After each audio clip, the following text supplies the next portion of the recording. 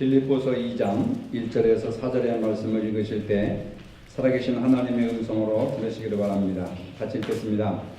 그러므로 그리스도 안에 무슨 권면이나 사랑의 무슨 위로나 성령의 무슨 교제나 긍휼이나 자비가 있거든 마음을 같이하여 같은 사랑을 가지고 뜻을 합하며 한 마음을 품어 아무 일에든지 다툼이나 허용으로 하지 말고 오직 겸손한 마음으로 각각 자기보다 남을 낮게 여기고 각각 자기 일을 돌볼 뿐더러 또한 각각 다른 사람들의 일을 돌보아 나의 기쁨을 충만하게 하라. 아멘.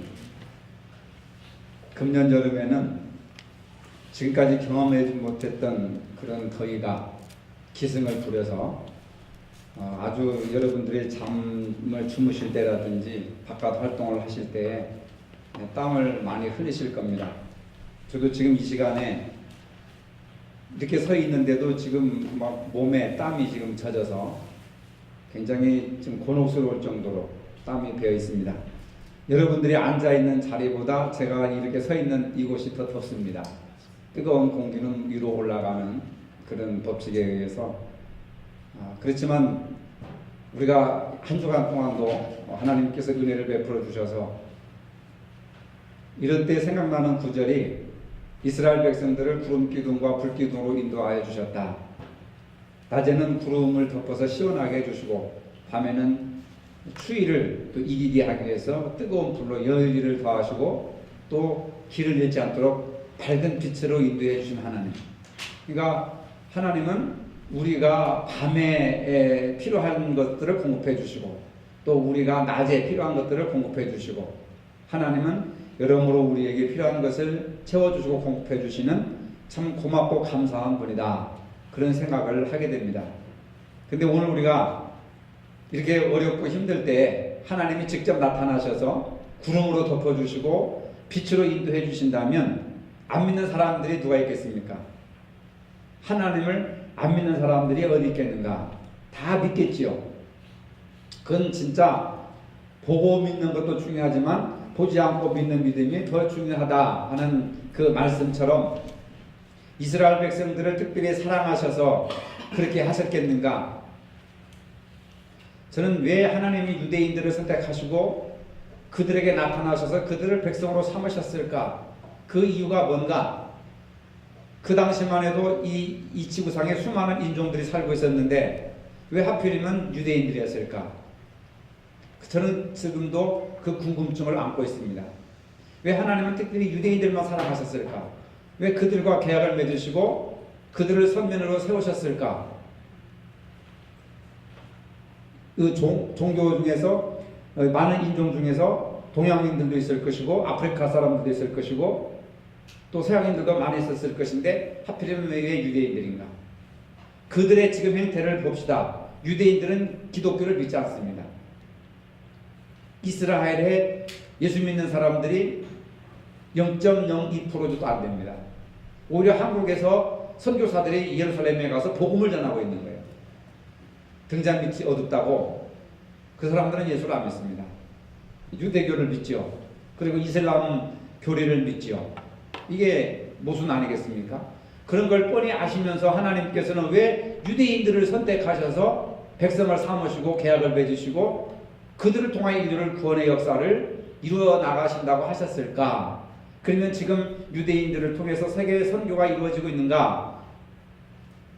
테러와 전쟁의 가장 근원지가 팔레스타인 지역인데 그럼 하나님의 계획이 잘못되셨는가?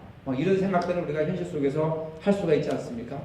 그럼에도 불구하고 성경은 오늘 우리들을 통해서 구름 기둥과 불 기둥이 되어주시고 구원의 산 역사를 말씀하시고 그것을 믿는 자들에게 영생을 주시고 축복을 주신다고 하는 사실은 변함이 없다 하는 것을 보게 됩니다. 오늘 말씀의 제목이 나의 기쁨을 충만케 하라고 했는데 이 목사의 기쁨을 충만케 하라고 하는 말로 받아들여서는 안 됩니다. 이것은 바울이 한 말이에요. 바울이 한 말을 따가지고 제목을 삼았는데 빌립보 교인들에게 너희들은 나의 기쁨을 충만하게 하라 이렇게 얘기를 하고 있습니다. 그러면 바울의 기쁨이 무엇이었을까? 명예를 얻는 것이었을까? 권세를 얻는 것이었을까? 부자가 되는 것이었을까? 바로 본문을 이렇게 쭉 보고 전후 사정을 잘 살펴보면은 바울의 기쁨은 눈에 보이는 기쁨이라기보다는 바로 빌립보 교회의 성도들이 바울의 기쁨이라고 하는 겁니다. 여러분, 사람이 기쁨일 수도 있죠. 그런데 사람이 또 슬픔일 수도 있잖아요. 어떤 사람은 꽃보다 아름다워라고 하는 노래를 부르는데 저는 그걸 긍정하지 않았습니다. 사람이 꽃보다도 아름답다고? 살인자들, 테러하는 사람들, 전쟁 일으키는 사람들, 사기치는 사람들, 도둑질 하는 사람들, 강도짓 하는 사람들, 그 사람들이 꽃보다 아름답다고? 이해를 못하는 거죠. 이해가 안 갈 때가 있었습니다. 그런데 바울은 오늘 빌립보 교회 성도들이 나의 기쁨이고 그 성도들 속에서 나의 기쁨을 충만하게 하라, 이런 말을 하고 있는 겁니다. 바로 빌립보의 성도들이 복음으로 굳게 서는 것이 바울의 기쁨이라고 하는 겁니다. 결국 바울의 기쁨이 주님의 기쁨이죠. 자녀들이 건강하고 올바른 생각을 가지고 자라는 것이 부모의 기쁨이듯이 성도들이 복음으로 굳게 서는 것이 바울의 기쁨이요 주님의 기쁨이신 줄로 믿으시기를 바랍니다. 오늘 본문 1절 말씀대로 그리스도를 믿음으로써 힘을 얻고, 자, 여러분 한번 물어보세요. 스스로에게, 내가 예수 그리스도를 믿음으로써 힘을 얻습니까? 네? 저는 비타민을 먹고 아로나민을 먹고 강장제를 먹어야 힘이 생기더라고요. 여러분 보신탕을 먹어야 힘이 생기지 않습니까? 뭐 여러 가지 좋은 음식을 먹어야 힘을 얻지 않아요? 이것은 육체의 힘이고, 영적인 힘이라고 하는 것은 예수 그리스도를 믿음으로 여러분들이 힘을 얻으시기를 바랍니다. 교회에 여러분들이 나오는 이유가 뭐예요? 일주일 동안 세상에서 이리 찢기고 저리 찢기고 상하고 찢기고 죄짓고 하는 마음들을 교회에 나와서 예수 믿음으로써 예수님에게 찬송을 하고 기도를 하고 말씀을 듣고 헌금을 하고 봉사를 함으로써 힘을 얻고자 나오는 거지요. 그런데 교회에 와서 힘을 빼앗긴다면은 그건 아무것도 아닌 거예요. 여러분, 오늘 본문 1절의 말씀대로 예수 그리스도를 믿음으로 힘을 얻으시기를 바랍니다. 이 여름에 맛있는 음식을 먹음으로써, 맛있는 과일을 먹음으로써 일시적으로 영양 보충제를 먹음으로써 힘을 얻을 수 있지만은 영적인 힘은 없어요. 그러나 예수를 믿는다고 해서 우리가 뭐 달라질 것이 있겠는가? 그게 아니라 바울은 믿음으로 힘을 얻어라. 믿음으로 힘을 얻어라. 예수 믿는 목적이 뭐냐? 힘있게 이 세상을 살아가고 이 세상을 변화시키고 이 세상을 복음화시키고 힘이 있어야 하죠. 힘이 있어야. 근데 아모스 선지자처럼 산모가 아이를 잉태하려고 하나 힘이 없어서 아이를 낳을 힘을 잃어버렸구나. 오늘 한국교회 교인들이, 그리고 한국교회가 아이를 낳고 싶으나 아이 낳을 힘을 잃어버려가지고 아이를 낳지 못하는 그런 위중에 빠져 있다, 그 말입니다. 그런데 바울은 뭐라고 합니까? 믿음으로써 힘을 얻어라. 옆 사람과 인사합시다. 믿음으로 힘을 얻읍시다. 시작. 믿음으로 힘을 얻읍시다. 네, 믿음으로 힘을 얻으세요. 믿음으로. 그 다음에 그리스도의 사랑에서 위안을 받고, 사랑으로 위안을 받아라. 서로 위로를 받으라는 거죠. 어디 가서 위로를 받습니까? 사랑을 주고 받을 때. 네? 여러분들이 목회자를 사랑하고 또 제가 여러분들을 사랑할 때 서로 위로가 된단 말이에요. 여러분들이 서로가 사랑할 때, 교인들이 서로 사랑할 때 이 위로를 얻게 된단 말입니다. 예수 믿는 사람들이 술집에 가서 위로를 받겠어요? 노래방에 가서 위로를 받겠어요? 어디 가서 위로를 받겠습니까? 예수 믿는 사람들이 가서 위로받을 곳은 제한되어 있어요. 바로 교회와 예배와 성도들을 통해서 서로 위로를 받는 거예요. 그 다음에 성령의 감화로 서로 사귀는 거예요. 교제하는 겁니다. 성령은 막힌 담을 헐어버리고 둘이 갈라진 것을 하나 되게 하시는, 지난주에도 얘기했잖아요. 화해와 일치에 대해서 얘기를 했잖아요. 성령의 감화로 서로 교제하는 친고, 편친교, 코이노니아. 네. 지난주에 우리 오후 시간에 장로님 아드님 미국에서 목회하시는 목사님이 설교를 하셨잖아요. 잠깐 제가 한 20분 동안 티타임 속에서 대화를 하는 가운데 이분이 박사학위 논문을 이걸 쓰신다고 그러더라고요. 성령의 교제 속에서 친교 또한 소통, 이걸 지금 박사학위의 핵심으로 잡고 그걸 지금 연구하신다고 하더라고요. 그 성령의 특성은 뭐냐? 그 바벨탑 사건 속에서 인간의 언어가 흩어졌는데 사도행전에 성령을 받고 방언을 함으로써 구약시대 때 바벨탑 사건에서 흩어졌던 언어가 서로 하나가 되는 소통의 언어, 그게 그분의 논문의 핵심의 주제가 될 겁니다. 성령의 감화로서 서로 커뮤니케이션이 되는 거예요. 서로 사귐과 교통이 되는 겁니다. 근데 우리는 세상 사람들보다 더 사교성이 있습니까? 예수 믿는 사람들도 사교성이 떨어지네. 저도 사교성이 별로 없어요. 친구가 없단 말입니다. 네. 목회자들은 사귈 수 있는 사람들이 제한되어 있어요. 목회자들밖에 없습니다. 예수 믿는 사람들의 이 사교성에 제한이 있어요. 성령의 감화로 누구와도 유무상통하고 누구와도 대화가 통하고 누구와도 이렇게 형제 자매처럼 지내야 되는 것이 성령의 역사입니다. 그래서 사도행전의 방언이라고 하는 것이 누구와도 다 통하는 거예요. 미국 사람과도 대화가 통하고 에집트 사람과도 통하고 저 바벨로니아 사람들과 통하고 동양 사람들과도 대화가 통하고, 이게 신비한 능력이죠. 그런데 왜 우리는 남편과 아내 사이에도 이 커뮤니케이션이 안 되느냐? 대화가 왜 안 됩니까? 부모와 자식들 간에도 왜 대화가 안 됩니까? 단절되어 있습니까? 교회와 교인들과 교인들이 서로 대화가 단절되어 있고, 스스로 자신과 하나님과의 관계도 단절되어 있고, 여러분 성령의 감동으로 말미암아 사교성이 늘어나야 될 줄로 믿으시기를 바랍니다. 이게 성경적인 거예요. 성령의 감화로 서로 사귀며 서로 애정을 나누고 동정하며 살아가고 있는 성도, 이것이 바로 바울에게 기쁨을 주는 성도란 말입니다. 이게 바로 주님께 기쁨을 주는 우리의 자세라고 하는 겁니다. 지금 바울은 감옥에 갇혔습니다.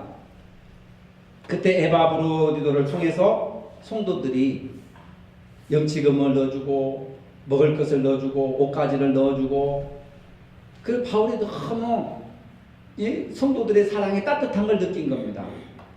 돈 넣어주고 먹을 거 넣어주고 옷까지 넣어준다고 해서 감사한 것이 아니라 바울, 감옥에 있는 바울을 찾아가서 면회하면서 격려하고 사랑으로 위로하고 그 다음에 성령으로 바울과 교제를 하는 거예요. 얼마나 아름다운 교회입니까, 여러분?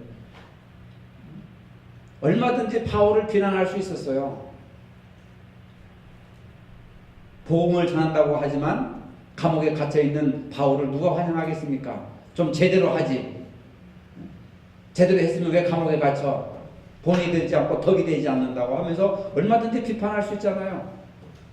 그런데 이 빌립보 교인들은 물질로만 전한 것이 아니라 찾아가서 위로해주고 기도해주고 바울을 위해서 모여서 예배드리고 기도해주고 격려해주고 사랑을 주고 교제하고, 이것이 바로 바울에게 큰 기쁨이 됐다는 거예요. 빌립보 교인들이. 그래서 바울이 여기서 말하는 나의 기쁨을 충만케 하라는 말은 성도들의 믿음이 삶의 열매로 나타나야 된다. 여러분들의 믿음이 삶을 통해서 나는 믿음을 이렇게 살고 있습니다라고 삶을 통해서 믿음의 열매를 나타내야 된다는 거예요. 하나님께서, 농부이신 하나님께서 포도나무를 심으시고 각종 과일나무를 심으신 것은 뭐 때문에? 열매를 얻기 위해서. 요즘 수박이 유행이잖아요. 이제 복숭아가 나오고 포도가 조금씩 나오기 시작하는데 그 열매가 얼마나 맛있고 향기롭고 달콤하고, 그리고 그 열매를 팔아서 농부가 재산을 얻고 부자가 되고 먹고 살지 않습니까? 바로 마찬가지로 성도들의 믿음이, 저와 여러분들의 믿음이 삶이 뭘로 나타나야 돼요? 열매로 나타나야 된다는 거예요. 여러분들에게 열매가 있습니까? 그럼 내가 뭐 나무입니까? 내가 식물입니까? 열매가 있게? 사람도 열매가 있는 거예요. 사랑의 열매, 성령의 열매, 믿음의 열매 다 있잖아요, 여러분 성경에. 이 여름에 열매를 더 충실하게 익어가고 맺어가는 저와 여러분들이 되어야 될 줄로 압니다.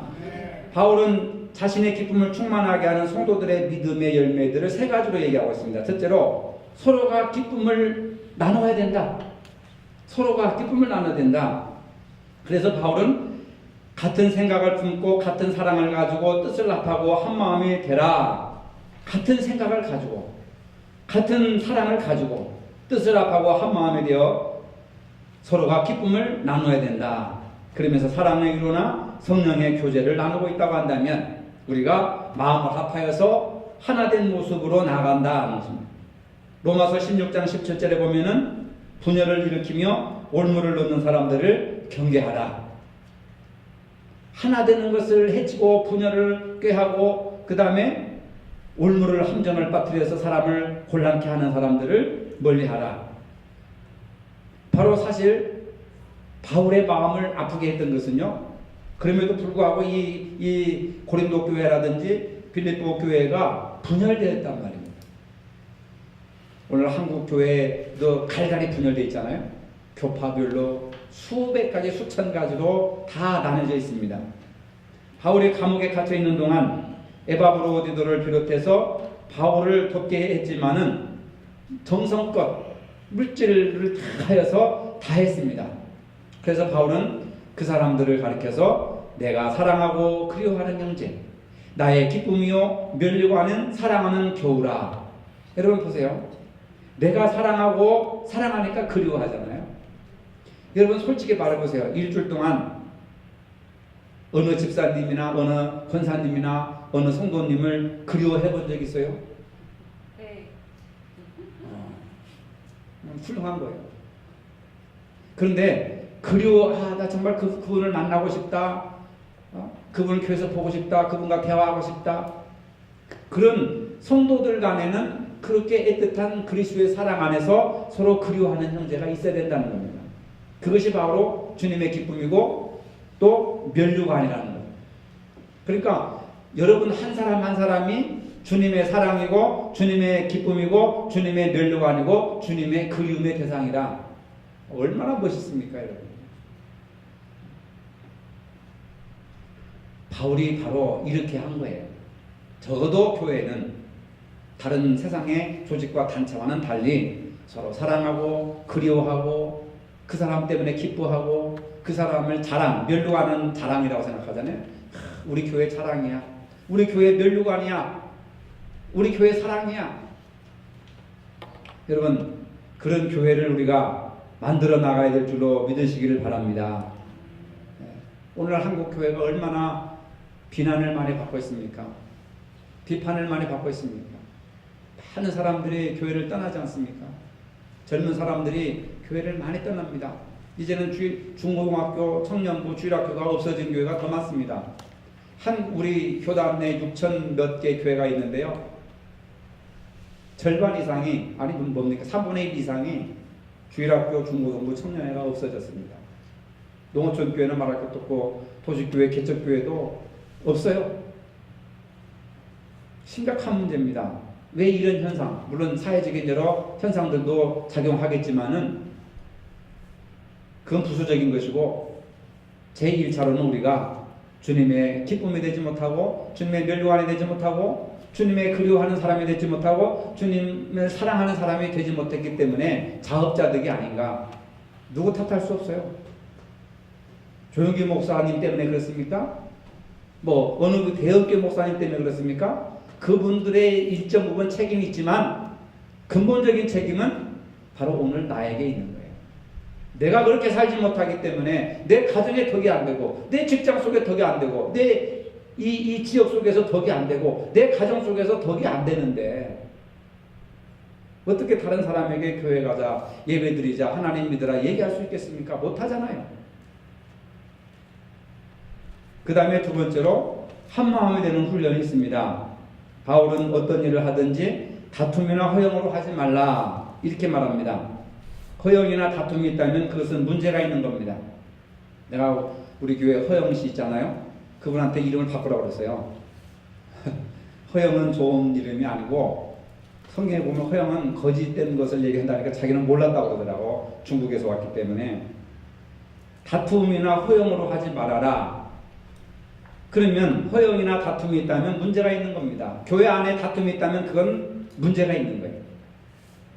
빌립보 교회 안에 좋은 성도들이 있어서 바울에게 큰 힘이 되고 용기도 있었지만은 또 한편에서는 바울에게 상처를 주고 교회에 덕을 이렇게 끼치지 못하고 분열시키고 하는 그런 사람들이 있었습니다.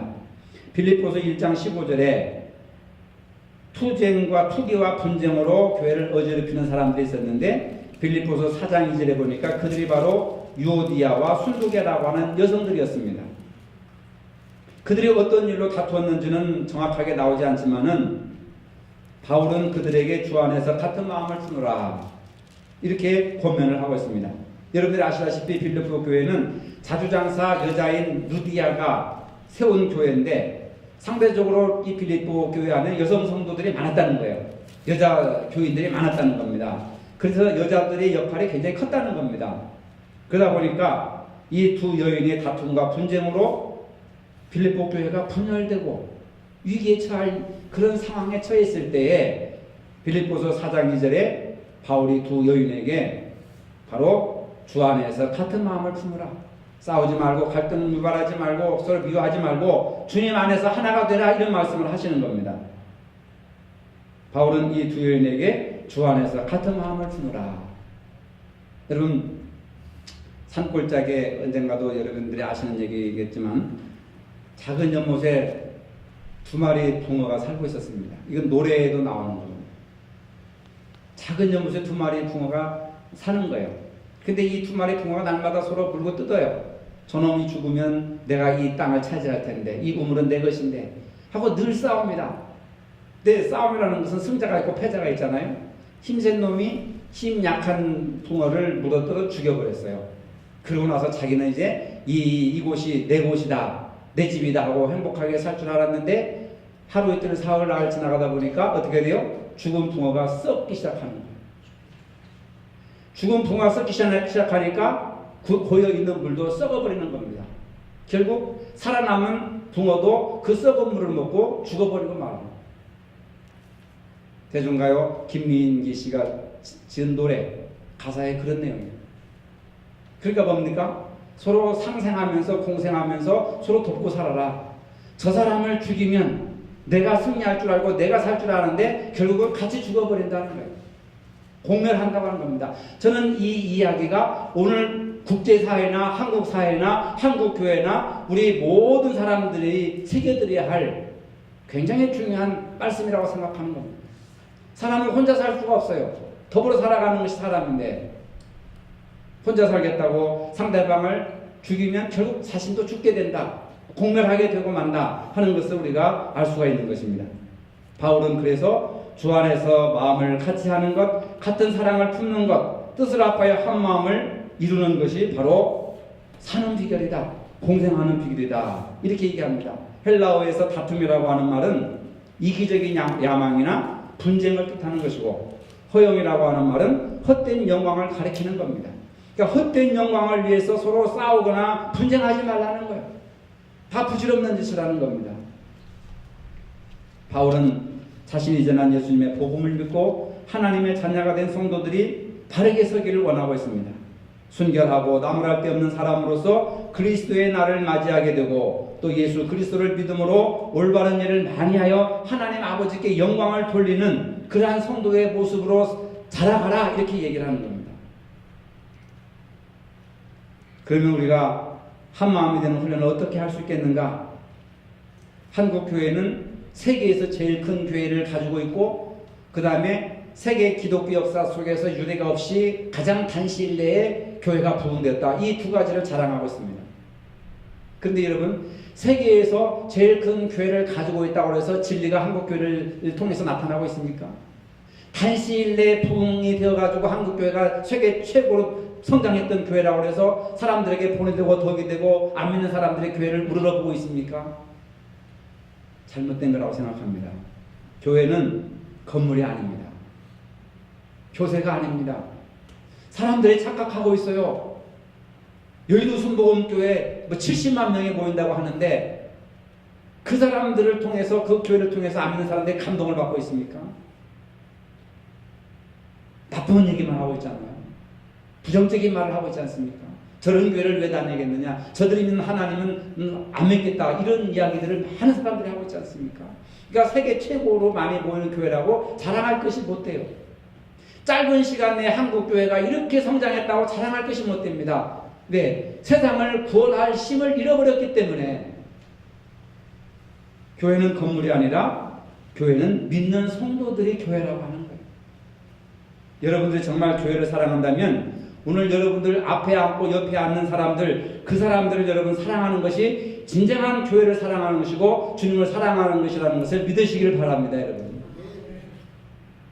교인을 사랑하는 것이 교회를 사랑하는 거예요.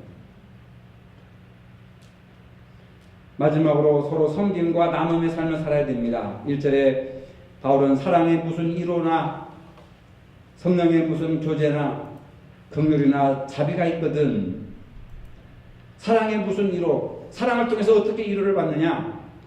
예수 그리스도께서 교회를 사랑하시고 바울 사도가 교인들을 사랑한 것처럼 그리스도인들은 서로가 사랑 가운데 연약한 형제들을 이로해야 된다는 거예요. 예수님이 교회를 사랑하셨고 바울이 교인들을 사랑했듯이 예수 믿는 사람들은 교회 공동체 안에 있는 연약한 형제들을 이로해야 된다는 거예요. 그게 바로 사랑의 무슨 이로나 라고 하는 말입니다. 성령의 무슨 교제나, 그리스도인들이 성령에 의해서 교인이 되었기 때문에 성령의 역사에 순종하여서 커뮤니케이션이 되고 서로 소통이 되고 그 다음에 교제를 나눠야 된다. 그게 바로 성령의 무슨 교제나. 성령의 역사에 순종하면 막힌 담이 허물어지고 대화가 가능하게 되고 오해가 풀어지게 되고 이야기가 통한다 그 말입니다. 긍휼이나 자비가 있거든. 그리스도인들은 연약한 자나 어둠에 빠진 자들을 긍휼과 자비를 베풀어야 된다. 바로 이런 거예요. 교회가 세상을 섬기고 나눌 수 있을 때 믿지 않는 자들에게 복음을 전할 수 있어요. 근데 우리가 보내되지 못하고 덕이 되지 못하기 때문에 전에도 공허한 대화에만 돌아오고 아무 소용이 없는 거예요. 안 믿는 사람들이 뭐라고 그랬습니까? 너희들이나 잘해라. 너나 잘하세요. 그렇게 얘기를 하는 거 아니겠습니까? 때문에 빌립보서 2장 6절로 11절에 주님의 나눔과 섬김, 우리가 지난주에 제가 장로님들의 발을 씻겨드리고 장로님들이 자기 조원들에게 발을 씻겨주시듯이 우리 집사람한테 물어보니까 우리 이만호 장로님께서 발을 씻어주셨는데 그냥 간단하게 형식적으로 하실 줄 알았더니 그냥 자상하게 꼼꼼하게 그냥 발을 씻어주셔가지고 그냥 미안해서 혼났대요, 속으로. 아이고, 장로님이 이런 정이 있으신 분인가? 처음 느꼈다는 거예요. 그러니까 우리는 이렇게 신앙생활 하면서 그분에 대해서 이렇게 잘 모를 때가 있잖아요. 근데 세족식을 통해서 그분의 사랑을 느낄 수 있어요. 아, 장로님이 나를 이렇게 귀하게 여겨주는구나. 나 발을 구석구석 그렇게 정성스럽게 닦아주셨다고 나한테 얘기를 하더라고요. 그러니까 우리가 직접 경험해보지 않으면 잘 모르잖아요. 그런 순서들을 통해서 이렇게 손발을 만지고 세족식을 통해서 서로 이렇게 섬김의 모습을 보일 때 그분의 진심을 알 수 있는 거란 말입니다. 예수님이 제자들의 발을 씻겨주셔서 제자들이 그냥 몸둘 바를 몰랐잖아요. 나 같은 죄인을 어떻게 예수님이 발을 씻어주십니까? 나의 더러운 이 신체를 어떻게 씻어주십니까? 감동을 얻잖아요. 바로 우리가 서로 그런 교제 안에서, 사랑 안에서 서로 이렇게 위로를 얻고 힘을 얻고 그 사람을 이해하게 되고 이런 마음들을 우리가 갖는 것이 굉장히 중요하다. 그래서 서로 섬기는 것, 물질로도 섬길 수 있지만 말 한마디라도 이 더운 여름에 여러분 사람 막 승질 돋구고 혈기 나게 하고 막 화나는 말 하면은 정말 막 쓰러지잖아요. 근데 이럴 때는 어떤 말을 해야 돼요? 시원한 말을 해야 돼요. 잠언에 보면은 냉수와 같이 시원한 주인의 마음을 시원하게 해주는 냉수와 같은 사람이 되라. 여러분 주님의 마음을 시원케 하는 냉수와 같은 여러분들 되시기를 바랍니다. 부부간에도 내가 이 말을 해서 상대방의 마음이 이 더운 날 불을 지르지 마시고 그냥 이 더운데 얼마나 살아가는 자체가 지금 힘들잖아요. 더워가지고. 그럴 때 그냥 얼음 냉수와 같이 얼음 하나 넣어주는 것 같이 기분 좋은 말 한마디 하는 것이 이게 얼마나 유익한 것이고 얼마나 중요한 것인가. 그런 성숙함이 우리 가운데 있어야 된다. 그래서 바울은 교인들의 삶의 모습이 바로 설 때 교회는 진정한 교회로 거듭나게 된다.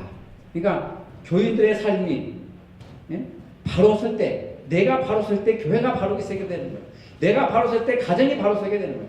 국민이 바로 서면 국가가 바르게 서는 거 아니겠어요? 그러니까 여러분 교회가 어떻다 저떻다 비판하지 마시고 이 교회 건물이 무슨 죄가 있어요? 교회 건물은 죄가 하나도 없습니다. 교회를 욕하시려거든 자신을 욕하세요. 왜? 자신이 교회니까. 그러면 내가 바로 서면 교회가 바로 서는 거예요. 세성교회 교인들이 바르게 서면 세성교회가 바르게 세워지는 거예요. 그리고 내가 바로 서면 주님이 영광을 돌리고 주님이 나타나게 되는 것이고 문제는 바로 누굽니까? 다른 사람이 아니라 나라고 하는 사실이에요. 교회가 교회다워지는 것이고 성도가 성도다워지는 것이고 따라합시다. 성도가 성도다워질 때 교회가 교회다워집니다. 믿습니까? 교회가 교육할 거 없다니까요. 내가 성도인 내가 성도다워지지 못하고 목사인 내가 목사다워지지 못할 때 교회가 교회다워지지 못하는 거예요. 근데 안 믿는 사람들은 그걸 보잖아요. 빌립보서를 감옥에서 썼던 바울도 이와 같은 심정. 여러분, 교회가 성도가 성도다워질 때 교회가 교회다워진다. 내가 나다워질 때 가정이 가정다워지고 직장이 직장다워지고 교회가 교회다워진다. 빌립보 교회 교인들을 향해 나의 기쁨을 충만케 하라고 했던 바울 사도가 오늘 저와 여러분들에게 동일하게 말씀하시는 줄로 믿으시기를 바랍니다. 거룩하신 주님, 저희를 교회 일꾼으로 세우신 주님, 다툼이나 허용으로 하지 말고 오직 겸손한 마음으로 서로 존경하고 섬기며 다른 사람의 형편을 돌아보아 주님의 큰 기쁨이 되는 저희가 되게 하여 주시옵소서. 예수님의 이름으로 기도합니다. 아멘. 이제는 우리 주 예수 그리스도의 은혜와 하나님 아버지의 무한하신 사랑과 성령의 교통하심이 주님의 기쁨을 충만하게 하기를 원하는 모든 성도들에게 이제로부터 영원토록 함께 하시기를 축원하옵나이다. 아멘.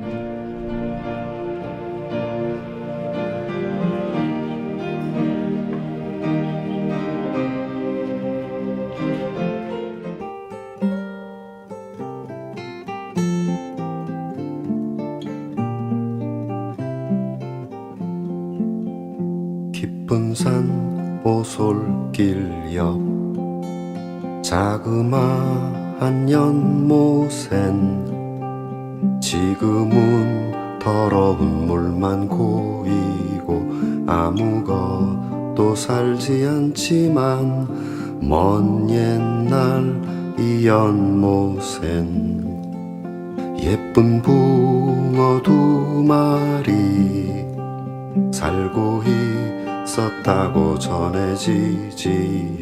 깊은 산 작은 연못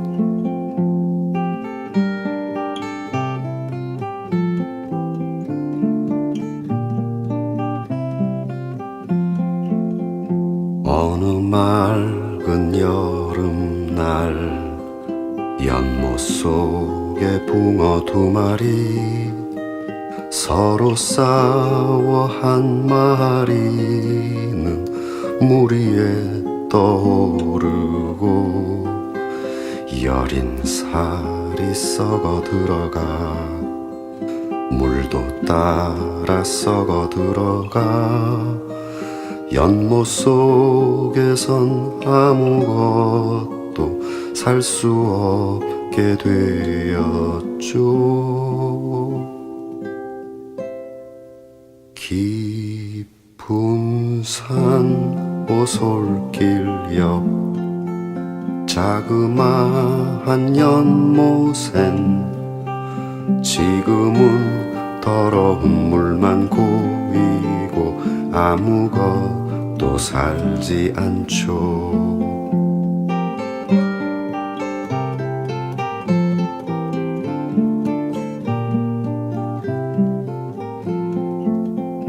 푸르던 나뭇잎이 한 입 두 입 떨어져 연못 위에 작은 배 띄우다가 물속 깊이 가라앉으면 집 잃은 꽃사슴이 산속을 헤매다가 연못을 찾아와 물을 마시고 살며시 잠들게 되죠.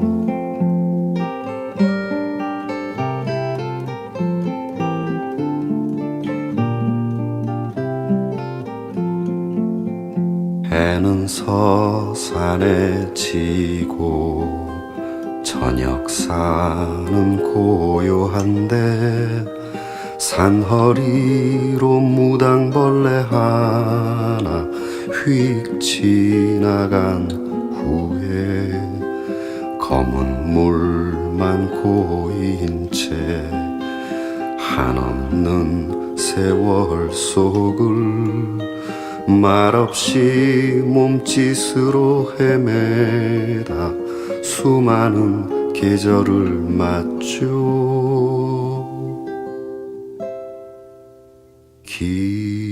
깊은 산 오솔길 옆 자그마한 연못엔 지금은 더러운 물만 고이고 아무것도 살지 않죠.